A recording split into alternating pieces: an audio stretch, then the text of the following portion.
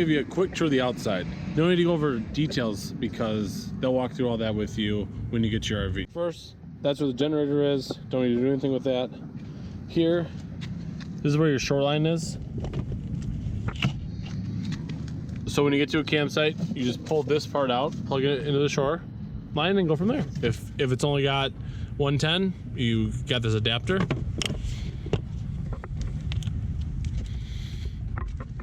Gas tank, it's a 50-gallon tank. We get about 6 or 7 miles per gallon, so it's not too great, but it can get up there. It can get up to 80. We're doing 80 on 90 and 94, but it does suck gas, so just something to know. Here's where your waste dump is. There's the tube. There's where it plugs into. Black, gray. They show you how to do it. It's very simple. Here's the back of the RV. They do have a trailer hitch. I don't know if it's free or not, but you can hook something up. Like I saw people with bike racks, or if you went to a car or something. We did not. Here's one side of the storage compartment. Plenty of storage. We have 2 suitcases down there, a bunch of boxes, a cooler, laundry tubs, and we got plenty of room. And you can always probably fit more than we do. Here's the other side of the storage. See, as you can see, plenty of room. Underneath here, that's where your water hose is. You take that out and you plug it in on the other side of the RV. Right there, this is where you fill for the fresh water. This right here, it gets hot. This is for the water heater. And this is important. This right here is where you get to see your gas. How much gas you have left. And this is where you fill your propane. Just a quick tour just to show you. Now let's go inside and to see where we live. 2 locks on the door. Door opens.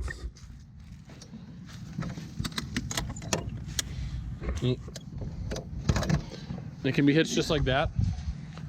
If you want to leave the screen open. Screen's got this slider here, so you can pass stuff through. Welcome to our home for the past 10 days. A couple different things from kind of continuation from the outside tour. So this is our control panel. This is how you can check levels for everything. So first thing on the side here is the water pump. Anytime that you're not hooked up to a water line with pressurized water from the city, you need to have that on. Otherwise, there's nothing to pump the water from your tank into the RV. So we have that on most of the time. The other thing right here is a levels test. So right up top are all the levels for your gray water, which is all of the sink and shower water. Black, which would be the toilet. Fresh water, which is how much fresh water you have left in your tank. Propane and battery. Propane, they did say, is more accurate to check on the outside.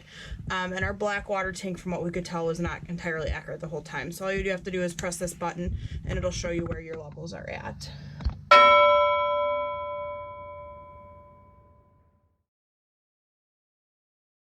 Also on this is a water heater. So they did say if you want to use a water heater for your shower, for your dishes, to turn that on for at least 15 minutes or so before you want to use it. We did end up using this a lot for the dishes just to make sure everything got clean. And the other thing to keep in mind is if you are using the water heater, to make sure that you disconnect from the hose water, because otherwise obviously you're using the cold hose water that's coming straight out of the line. The other thing over here that we did not use was the generator, and that would obviously give you electricity if you're not connected to shore power. They do keep track of that, and you do get a little bit of an extra charge.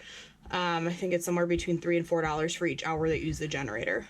Also right here is a note just to let us know when the batteries are solar charging. So as you can see up here, our battery levels are a little bit lower than full, but they recharge every day when you're out in the sun.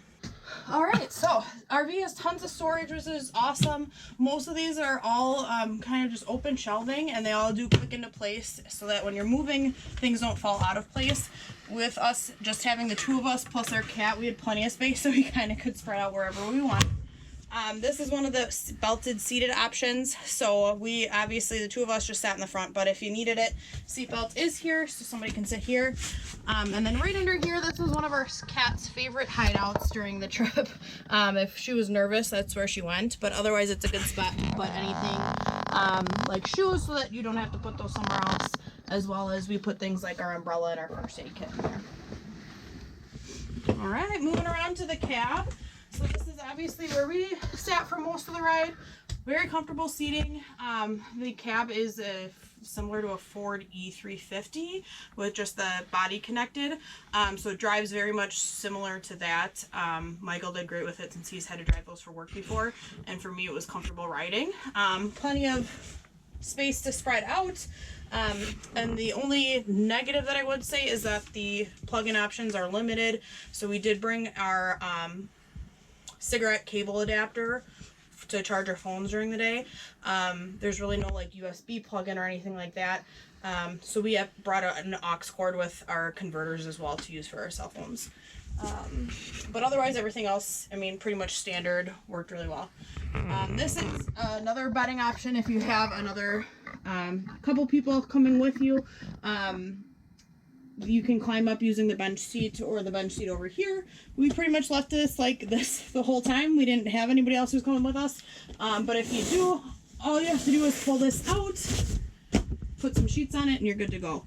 Makes the cabin a little bit more claustrophobic, but you can pop it up every morning if you'd like to. Last thing up here is our vent. So that just opens up and lets some fresh air in. Really nice to have. We use it, you know, most days when it was getting warm, but they do recommend and request that you close it every time you get started before you go driving too fast so that nothing gets damaged. All right, so moving over to our dining area, we left this as is. This is a great spot for us to store cat's litter and trash and things like that if we were getting ready to drive for the day. When we were done, we typically would move it out here just so that it's not in the way if we're eating dinner. But that being said, this can convert into just a single size bed. So these cushions fold out. You can lift this table up. This post has a storage spot right here. So that you can, and then you lower the table down to the height of the benches so that somebody can sleep across it.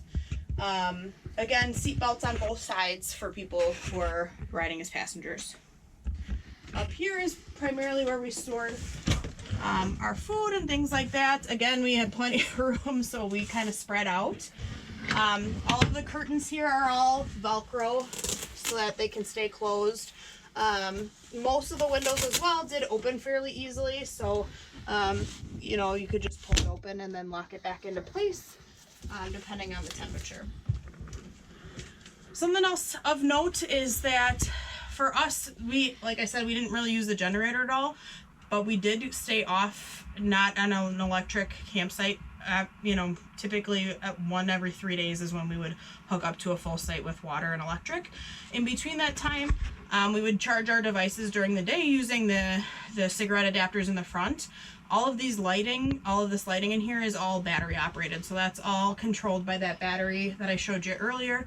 It solar charges during the day. If you ever use all of the power, all that you need to do is to either plug in the generator for a few hours to get it back up and running, or you can start the car, and they say about 30 minutes to an hour of the car running, and then everything will recharge fully. So all of these lights we could use all of the time without having to be connected to any sort of electricity, so that was nice.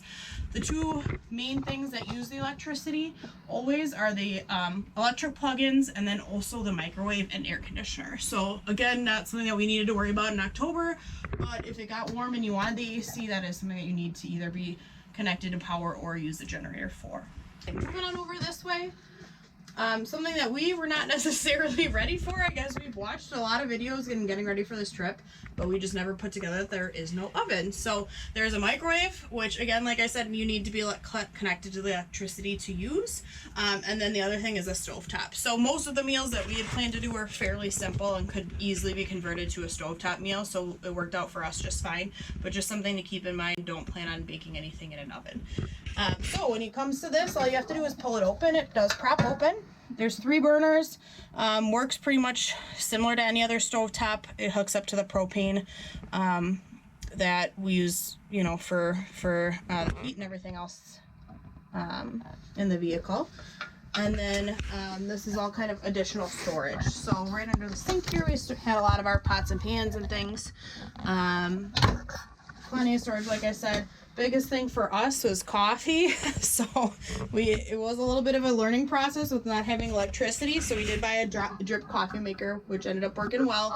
We used the tea kettle every morning to heat up the water over the stove, and it worked just fine. So we also brought plenty of water. Something else they recommend with, you know, everybody's RV is a little bit different and how they treat it is different. But with a rental, you can't be sure what the people before you used for fresh water. So while they say it's, you know, depending on what they use to fill the fresh water, could be potable and could be drinkable, they recommend that you don't use that. So we used the water that was in the freshwater tank for showers, washing dishes, washing ourselves, but anything that we wanted to cook or drink we used and brought our own water for. So yeah, I don't know, up here good, more storage for dishes. They do have spots in here that you can put your cups, bowls, and plates, so that even if this would accidentally open, nothing moves, since these are secured and bolted to the cabinet there. Right. Additional storage in the drawers down here, and then this is our kind of our little corner of the space where we would put our cats' food and water every night. Speaking of which, we would sometimes have lumps in our bed depending on where Jazz wanted to be. This is our cat, Jasmine. We also call her Core's cat, but she absolutely loved coming on this trip. So this is kind of the main bed area. This is where we slept each night. They advertise this as a queen, but I don't know if it's a full queen or if it's just kind of a tight queen. It worked just fine for us sleeping with the cat.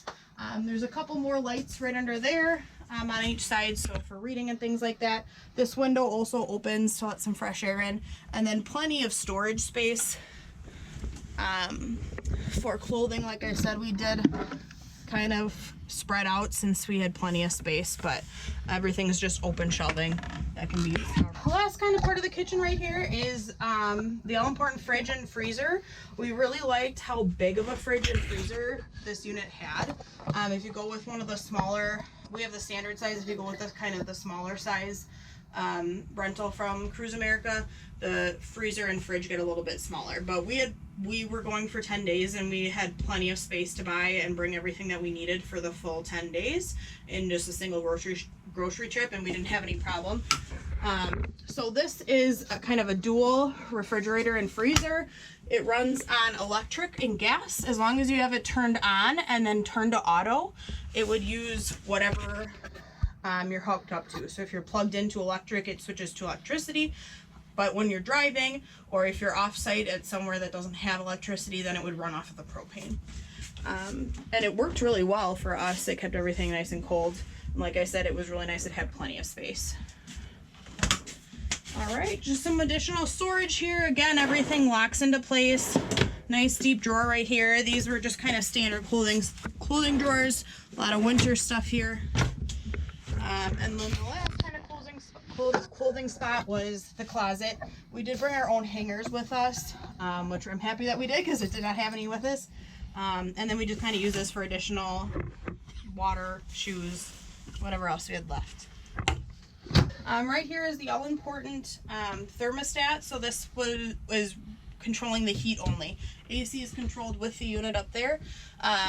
But we did use the heat sometimes. It would get down to as low as 25 when we were in West Yellowstone. And so we did use the heat occasionally.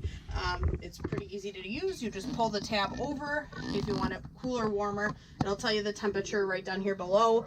And it'll just come on and off throughout the night or throughout the time to heat up the space. Comes out right underneath this vent right here under the fridge. And then over here is just the restroom area. Plenty of storage space here. There's a full medicine cabinet, so this fit most everything that we brought with us. A little bit short for some bottles, but it otherwise held pretty much everything. And then there was also some additional storage under here that would fit anything that was taller, along with a lot of the cleaning supplies we brought with us. Last corner of the of the RV is the restroom. So it worked pretty well for us. We didn't really have any issues, knock on wood. But shower is a little bit tight, so it worked out just fine for me. I'm 5'6" and I almost touched the top. There is a little bit of a cutout right in here for taller guys, but it still is a little bit tight. There's another vent and a fan up here in the bathrooms just so you can clean out some of the air. Some towel hooks for towels and things like that. And then toilet just works by pressing it down on the pedal right here. Halfway down adds a little bit of water, and then all the way down flushes. Worked out pretty well. We, again, knock on wood, had no issues. And that's it. That's our RV. Thanks for coming on the tour.